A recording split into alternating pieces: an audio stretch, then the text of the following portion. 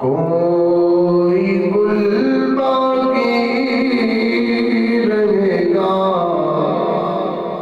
نہ چمن رہ جائے گا، کوئی گل باقی رہے گا نہ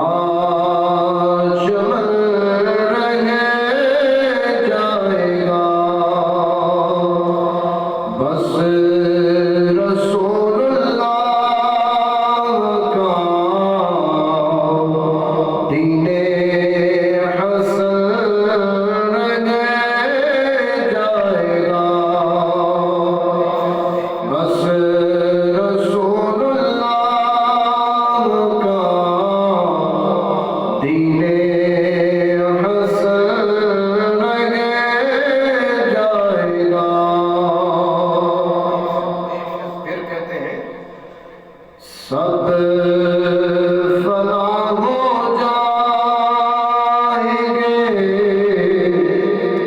کافی اور لیکن حشر تک سب فنا ہو جائیں گے کافی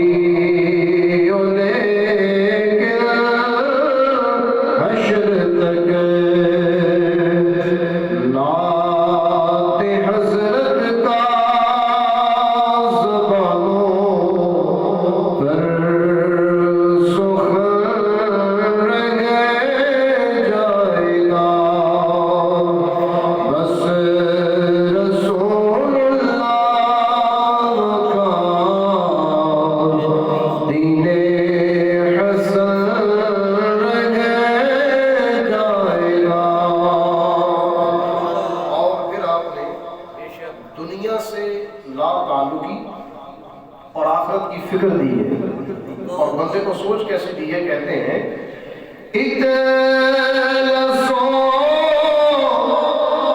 کم خواب کی پوشاک پر نازل ہو، کہتے ہیں یہ جو تم نے لباس پہنا نا عالیشان، اور اس کو دیکھ کر سمجھتے ہو ہم دنیا میں بڑے آکڑ کھا ہیں، بڑی آکڑ ہے، بڑا تکبر ہے، کوئی بندے کو بندہ نہیں سمجھتا۔ کہا غور کر، اتلسو کم خواب کی پوشاک پر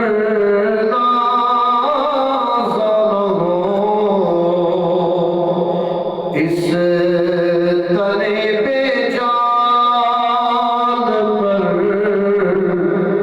خاکی کفن رہ جائے گا، اس تنے پہ جان پر خاکی کفن رہ جائے گا، بس رسول اللہ کا دین حسن رہ جائے گا۔ اللہ رب العزت کی حمد و سلام اور اس کے پیارے حبیب علیہ السلام کی بارگاہ میں ہدیۃ درود و سلام عرض کرنے کے بعد خالق کائنات کی بارگاہ میں التجا ہے، اللہ جل شانہ ہمارا دل بیٹھنا اپنی بارگاہ میں قبول فرمائے۔ سورہ مؤمنون کی پہلی 10 آیات آج ہم سنیں گے۔ اس کے اندر اللہ تعالیٰ نے ایمان والوں کی صفات کا ذکر کیا ہے، ایمان والے کو کیسا ہونا چاہیے اور ہمیں زندگی کیسے گزارنی ہے، ورنہ تو دور ایسا ہے کہ اگر دسمبر ختم ہو جائے اور جنوری آ جائے اور دنیا پٹاخے چلاتی ہے، خوشیاں کرتی ہے اور نہ جانے کیا کچھ، اور دنیا یہ سمجھتی ہے کہ میں ایک نئے سال کے اندر داخل ہو رہا ہوں، زندگی کا نیا سال آ گیا۔ تو میں یہ کہتا ہوں نیا سال تو دیکھ لیا، گیا ہوا سال نہیں دیکھا کہ تیری زندگی کا ایک سال کم ہو گیا، دوبارہ موقع نہیں ملے گا وہ جو گزر گیا۔ اسی لیے یہ دنیا کی محبت سے ہٹ کر علماء کی باتوں پہ ذرا غور کرو۔ علماء کہتے ہیں تیری زندگی ہے ہی 3 دن، کتنے دن؟ صرف 3 دن۔ کہا ایک وہ دن ہے جو گزر گیا، اس کو بھول جا، وہ نہیں آئے گا، کیونکہ جو اس کے اندر نماز پڑھ لی، جو ذکر کر لیا، جو کمایا تھا کما چکا، اور جس نے ضائع کر دیا دوبارہ نہیں آئے گا۔ پوچھو بزرگوں سے تمہاری جوانی کیسی تھی، تو بزرگ بھی کہے گا کہ یار ایک وقت میں بھی بڑا ہیکل تھا، مضبوط، اعضاء بڑے قوی تھے، اور آج کمزور ہو گئے، اور پتہ ہی نہیں چلا، یوں ہی زندگی گزر گئی۔ تو اس لیے ایک وقت، ایک دن وہ ہے جو تیرا گزر گیا، مائنس ہو گیا، دوبارہ نہیں آئے گا، اور دوسرا دن وہ ہے جو ابھی جاری ہے۔ فرمایا اسی کو غنیمت جانو، بس یہی ہے تمہاری زندگی، ایک دن جو چل رہی ہے، اور اس کا بھی نہیں پتا کس موڑ پر جا کر یہ گل بنا ختم ہو جائے، یہ سورج غروب ہو جائے جو آج چڑھ گیا، تو بس تیری زندگی ایک دن ہی ہے، وہی لمحہ جو تیری سانسیں آ رہی ہے، کبھی اندر کبھی باہر، اور جتنی سانسیں رب نے لکھ دی اتنی تو نے پوری کرنی ہے، ایک گھڑی بھی آگے پیچھے نہیں ہو سکتی، سانسیں پوری کرنی ہے، لیکن ایک دن ہے جو ابھی جاری ہے۔ فرمایا ایک دن ہے تیسرا آنے والا کل، اس کا تو کسی کو پتہ ہی نہیں ہے، وہ آئے گا بھی کہ نہیں، تو پھر اس کی سوچ کیسی ہے؟ سوچ بنانے کا فائدہ ہی نہیں، تو سوچ ابھی جو چل رہا ہے، تو نے یہ موجودہ وقت اپنے رب کی یاد میں گزارا یا کہ اپنے رب کو ناراض کر کے گزارا؟ تو آئیے سنتے ہیں نبی پاک کی مبارک زبان سے جو اللہ تعالیٰ نے الفاظ ہمیں عطا کیے، قرآن کے سونے الفاظ، سورہ مومنون ایمان والوں کا ذکر ہے اس کے اندر، اور پہلی 10 آیات اسی بارے میں ہے، ایمان والا کیسا ہونا چاہیے، زندگی ہماری کیسے گزارنی ہے، وہ ایک دن جو ہمیں ملا سانسیں کیسے گزارنی ہے۔ آئیے سنیے، فرمایا قَدْ أَفْلَحَ الْمُؤْمِنُونَ الَّذِينَ هُمْ فِي صَلَاتِهِمْ خَاشِعُونَ۔ فرمایا قَدْ أَفْلَحَ الْمُؤْمِنُونَ، تحقیق ایمان والے کامیاب ہو گئے۔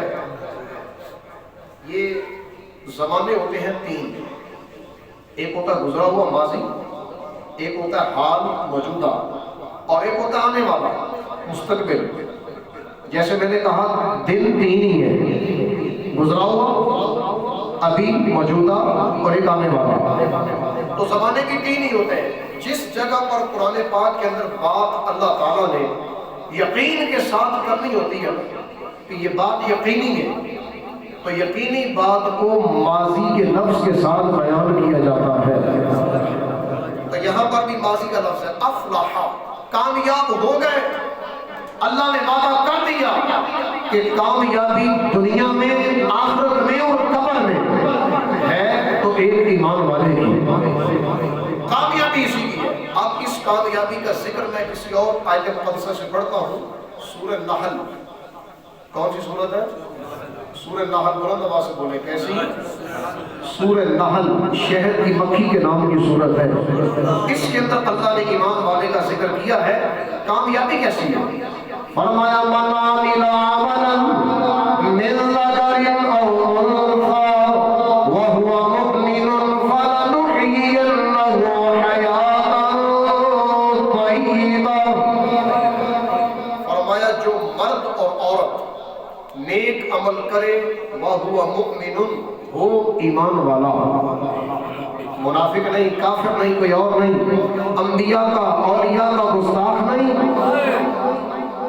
نبی پاک کی عیب تلاش کرنے والا یا والی نہیں، بلکہ پکا ایمان والا، زبان کا بھی سچا ہے، دل کا بھی سچا ہے، اعمال بھی مصطفیٰ کے طریقے کے مطابق ہے۔ فرمایا یہ عمل کرنا تیرا کام ہے۔ فَلَنُحْيِيَنَّهُ حَيَاةً طَيِّبَةً، قبر کی، دنیا کی اور آخرت کی ساری زندگی ستھری کر دینا یہ ہمارا کام ہے۔ عمل اچھے تم کر لو، تمہاری زندگی ستھری ہم کر دیں گے۔ اتنا اعلیٰ کلام اور اتنا اعلیٰ وعدہ جو کہ رب نے کیا جس کے اندر شک نہیں، یقین ہی یقین ہے۔ تو فرمایا قد افلح المؤمنون، ایمان والے کامیاب ہو گئے۔ کیسے ہیں ایمان والے جن کو اللہ نے کامیابی کا اعلان کیا؟ فرمایا پہلی صفت، پہلی کیٹیگری، الذین هم فی صلاتهم خاشعون، یہ ایمان والوں کی پہلی نشانی ہے، پہلی صفت ہے کہ اپنی نمازوں کے اندر گڑ گڑاتے ہیں، اپنی نمازوں کے اندر گڑ گڑاتے ہیں، خشوع و خضوع، دل میں خوف خدا، آنکھوں میں آنسو۔ ذرا سوچئے ہماری کون سی نماز ایسی تھی جس کے اندر ہمارے لیے خوف خدا کے آنسو آئے؟ کون سی نماز ایسی تھی؟ میں ذرا حضرت عبادہ بن صامت سے پوچھتا ہوں، اے صحابی رسول ہمیں ذرا سمجھائیے کیسے وقت کے اندر ہماری زندگی گزر رہی ہے، ہماری نمازوں کا حال کیا ہے؟ آنے والے وقت کے بارے میں پہلے بتا دیا، اور بتانے والے نبی پاک کے پیارے صحابی حضرت عبادہ بن صامت ہیں۔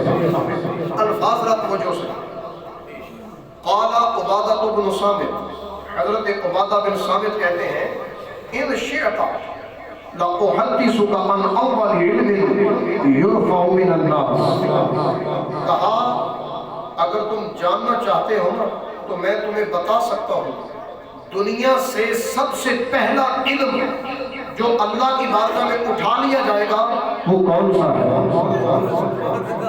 کون سا علم اٹھایا جائے گا؟ یہ میں جانتا ہوں، تمہیں بتا سکتا ہوں۔ پھر یہ بات کر کے خود ہی بتا دیا، فرمایا الخشوع، گڑ گڑاہٹ، خوف خدا، عمل ہوگا، اللہ کا خوف نہیں ہوگا، خوف کا علم، اخلاص کا علم اٹھا لیا جائے گا۔ فرمایا کیسے؟ یوشک ان تدخل مسجد الجماعت، فرمایا بالکل ایسے ہی امید ہے کہ تم جب بھی کسی ایسی مسجد میں جاؤ گے جہاں پر با جماعت نماز ہوتی ہے، توجہ، جہاں پر با جماعت نماز ہوتی ہے، جب تم وہاں جاؤ گے تو دیکھو گے کیا چیز؟ فلا تجدوا فیہ رجلا خاشعا، کوئی ایک بندہ بھی نہیں ملے گا جس کے دل کے اندر خوف خدا ہو۔ اندازہ کرتے آپ فرماتے ایک بندہ بھی نہیں ملے گا جس کے دل کے اندر گڑ گڑاہٹ ہو، خوف خدا ہو، آنکھوں میں آنسو ہو، دل گھبرا رہا ہو، وہ اللہ کی بارگاہ میں کھڑا ہوگا تسبیح پڑھ رہا ہو، ایک بھی نہیں ملے گا۔ اور آج ہم جس وقت میں زندگی گزار رہے ہیں نا یہ ایسا ہی ہے، اگر کسی کو کوئی عہدہ مل جاتا ہے نا تو بس وہ اپنے عہدے کے پیچھے ہی لگا ہے، میری انا نہ جائے، اخلاص جاتا ہے تو چلا جا رہا ہے، 4 سجدے کر لیے انہی کے پیچھے لگا ہوا، اور میں تو نمازی ہوں، یہ تو نمازی بھی نہیں ہے۔ اگر رب کی بارگاہ میں آ گیا تو ایک دوسرے کے عیب تلاش کرنے کی کوشش ہوتی ہے۔ ارے خشوع کہاں گیا؟ کیسا ایمان والا ہے تو؟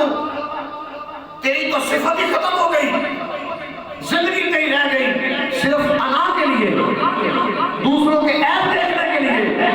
تیری تو زندگی یہ رہ گئی کہ اگر نماز میں کھڑا ہے تو دل کے اندر دنیا کے خیالات، دنیا کے خیالات، کبھی دل کے اندر رب کا خیال آیا ہی نہیں۔ اور میرے آقا بھلا کیا فرماتے ہیں؟ عبادت اس انداز میں کرو کہ تم اللہ کو دیکھ رہے ہو. میں عبادت اس انداز میں کرو کہ اللہ کو دیکھ رہے ہو. اگر یہ کیفیت نہ بنے تو پھر یوں سوچو اللہ تمہیں دیکھ رہا ہے. پھر یہی سوچ لو کہ اللہ تمہیں دیکھ رہا ہے. اگر یہ کیفیت ہوگی تو دل کے کوئی اندر بغض آئے گا کہ بندہ کسی بندے کا بغض رکھ کے کسی کے دھوکہ دینے کی نیت سے یا کسی کا مال حرام لے کر مال حرام کھا کر اللہ کی بارگاہ میں کھڑا ہے اور کہتا کیا ہے ایاک نعبد و ایاک نستعین اهدنا الصراط المستقیم صراط الذین انعمت علیہم غیر المغضوب علیہم ولا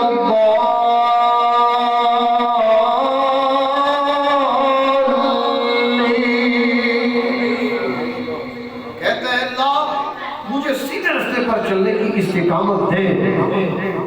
ارے یار تم نے یہ تو بول دیا, دل کے اندر دیکھا تو ہے ابھی ابھی حرام کھا کے آیا, ابھی دل کے اندر نجائز کا خیال ہے, یقین ہے کہ نماز پڑھنے کے بعد جا کے دھوکہ دینا ہے, نماز پڑھنے کے بعد جا کر میں نے فلاں گناہ کر رہا ہے. دل کے اندر تو یہ خیال لے کر آیا, پھر کیا تو اپنے رب سے مذاق کر رہا ہے. سن أسروا قولكم أو اجهروا به إنه عليم بذات الصدور. اللہ فرماتا ہے سورہ ملک میں بلند آواز سے اپنے رب کو پکارو یا آہستہ آواز میں, اللہ تمہاری دونوں آوازیں سنتا ہے. کیسے؟ فرمایا وہ تو تمہارے دل کی بات کو بھی جانتا ہے, تمہارے دلوں کے اندر کیا ہے. اسی لیے رب کی بارگاہ میں جب آؤ تو خشوع و خضوع پہلی صفت ایمان والے کی یہ ہونی چاہیے کہ میں اپنے رب کو راضی کرنے کے لیے جا رہا ہوں. جیسے مسجد کا دروازہ بندہ انٹر ہو ہر شے ٹوٹ جائے, اب رشتہ اور ناطہ اپنے رب کی طرف ہو جائے, پوری توجہ اپنے رب کی طرف, دنیا کا کلام چھوٹ جائے, اگر موبائل ہے بند ہو جائے, اس کے اوپر نہ فیس بک چلے نہ واٹس ایپ چلے نہ کسی کی خبر ہو, بلکہ خبر ہو تو اپنے رب کی, اپنے رب کی خبر ہو. اگر فارغ بھی بیٹھا ہے تو یا قرآن پڑھ لے, اللہ کا ذکر کر دے, نبی پاک کا درود پاک پڑھ لے, مسجد میں جب تک رہے رب کی یاد سے غافل نہ رہے. کیوں؟ مسجد میں جب آ گیا تو یہ اللہ کا مہمان ہے, اور جو رب کا مہمان ہوتا ہے عام دنیا کا قانون ہے, کوئی اگر عقل مند اچھے خاندان کا بندہ ہو آنے والے مہمان کی بندہ عزت کرتا ہے. اچھے خاندان کی یہ علامت ہے, اچھے انسان کی یہ علامت ہے, خاندانی بات ہے یہ. آنے والے مہمان کی عزت ہوتی ہے, اپنی اوقات کے مطابق اس کی مہمان نوازی کی جاتی ہے. یہ تو عام سا دنیا کا دستور ہے. تو سوچو جس اللہ کی بارگاہ میں تم آ رہے ہو وہ تو پوری دنیا کو دے رہا ہے, پوری دنیا کو دے رہا ہے. اور جس رب کی بارگاہ میں تم آئے اخلاص تم نے کیا, ہر شے سے توجہ ہٹائی, اپنے رب کی بارگاہ کی طرف کر دی, تو اللہ کہتا ہے کہ تم نے یہ کام کیا, میں نے تیرے ساری زندگی کے گناہ معاف کر دیے, بالکل پاک صاف ہو گیا. یوں ہی کہہ لیں جتنا دیا سرکار نے مجھ کو اتنی میری آت نہیں ہے, یہ تو کرم ہے ان کا ورنہ مجھ میں تو ایسی بات نہیں. فرمایا ایمان والوں کی یہ صفت ہے جب اللہ کی بارگاہ میں آ کر یہ نماز میں کھڑے ہوتے ہیں ان کے دل میں خوف خدا ہوتا ہے, آنکھوں میں آنسو ہوتے ہیں. ایک صحابی تھے, ان سے مسٹیک ہو گئی, غلطی ہو گئی. نبی پاک علیہ السلام نے مدینے کے اندر بھائی چارہ قائم کیا اور اپنے بھائی کی بیوی کے ساتھ بد فعلی کا صرف سوچا, گمان آیا دل میں، شیطان نے بات ڈالی دل میں، لیکن کچھ بھی کیا نہیں، واپس آ گئے۔ لیکن اتنی سی مسٹیک جو کہ حقیقت میں گناہ بھی نہیں، لیکن جو اللہ والے ہوتے ہیں نا ان کے نزدیک اتنا بھی گناہ ہی ہوتا ہے۔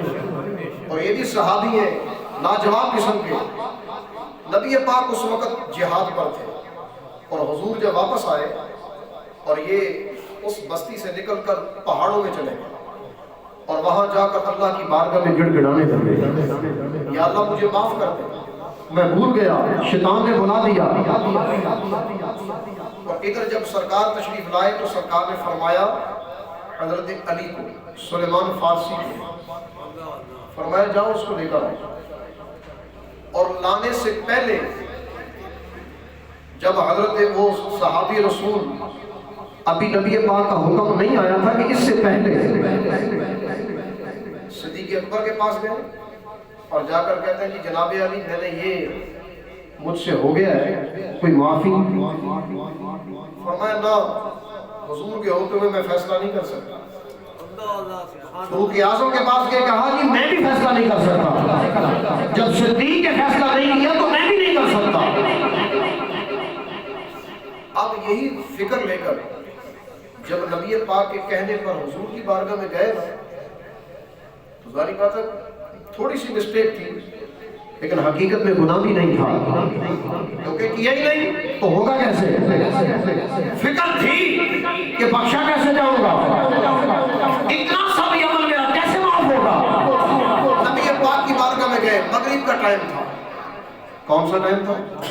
مغرب۔ نماز دیکھنا کیسی تھی، آج ہمارا خشوع و خضوع کیسا ہے؟ کہتے ہیں مغرب کا ٹائم تھا اور نبی پاک علیہ السلام صلی امامت پر موجود تھے اور حضور علیہ السلام نے قرات شروع کی اور پیچھے وہ صحابی نماز میں کھڑے ہیں، پیچھے وہ صحابی نماز میں کھڑے ہیں اور نماز کیسی ہے؟ نبی پاک نے پڑھا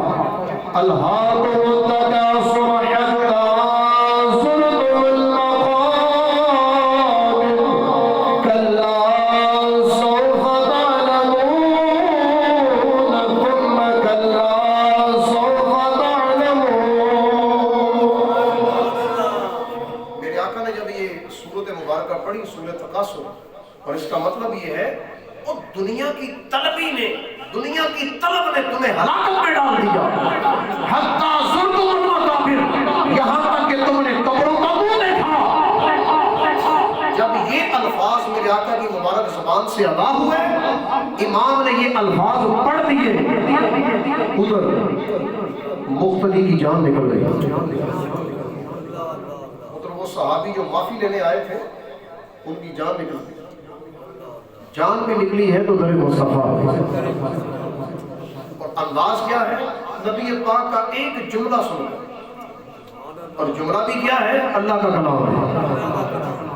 کتنی سوئی زندگی، یہ ہے خشوع والے جن کے بارے میں اللہ کہتا ہے قد افلح المؤمنون الذین هم فی صلاتهم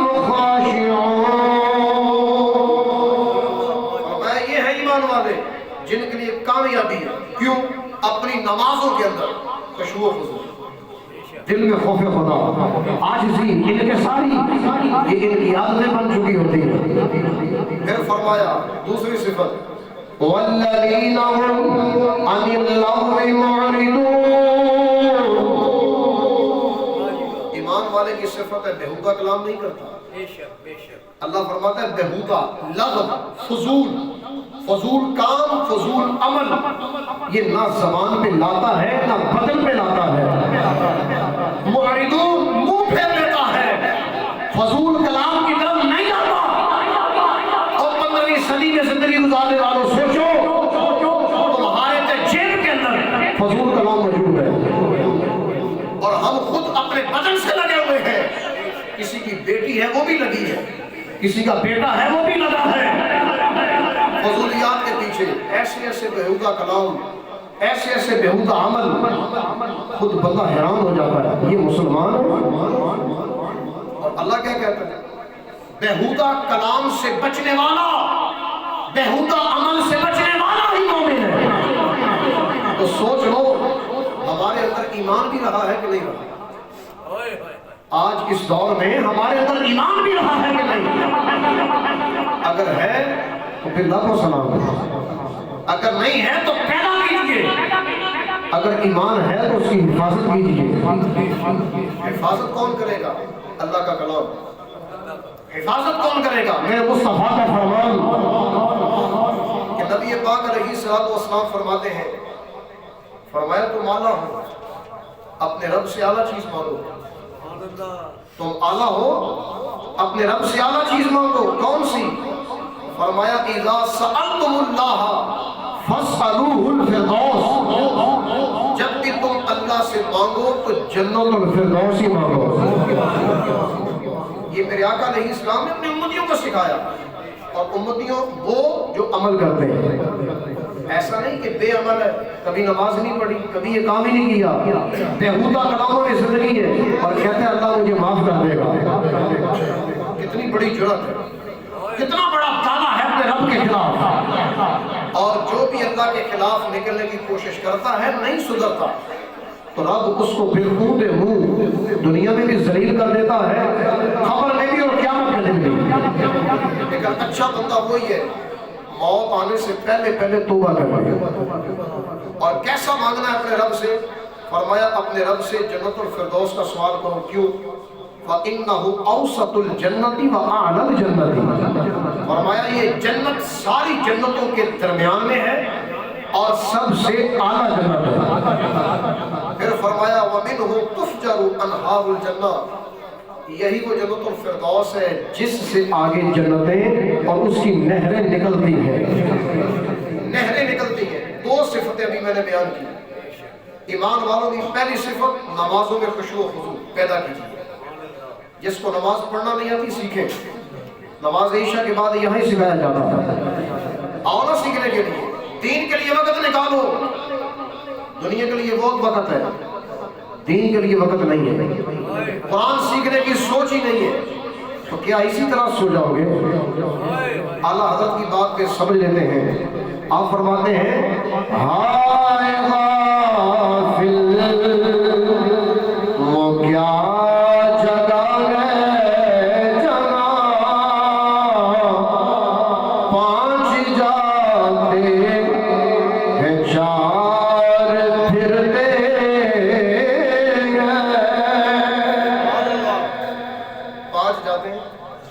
चार वापस आ जाते हैं और एक उधर ही रह जाता है।